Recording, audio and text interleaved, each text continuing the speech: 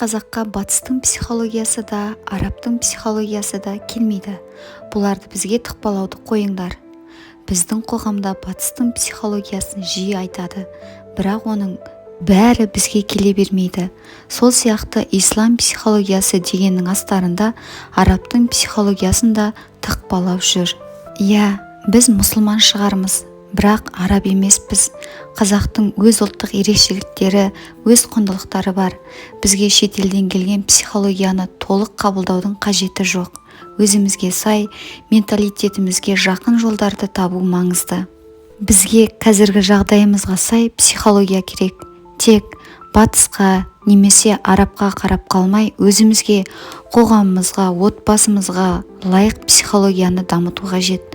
Ол бізді өсіруге, дамытуға, алға жетелеуге бағытталған болуы керек. Ер-әйел деп бөлініп, әйелді мәңгүрттікке, әлсіздікке жетелейтін емес, өзімізге тән, бізді түсінетін психология қажет. Мен психологтардан осыны талап етемін. Астын сызып тұрып айтарым, батыс не араб мәдениетіне қарап емес, біздің ұлттық ерекшеліктерімізге сай психологияны дамыту керек. Қазақ қоғамына сәйкес әрбір адамның дамуына ықпал ететін психология, өзімізге сай жолды табайық. Ислам және араб мәдениетінің айырмашылығы.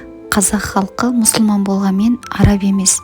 Ислам бұл дін, ал араб мәдениеті ұлттық ерекшелік, олардың мәдениеті мен тұрмыстық психологиясы біздігіне толық сәйкес келмейді.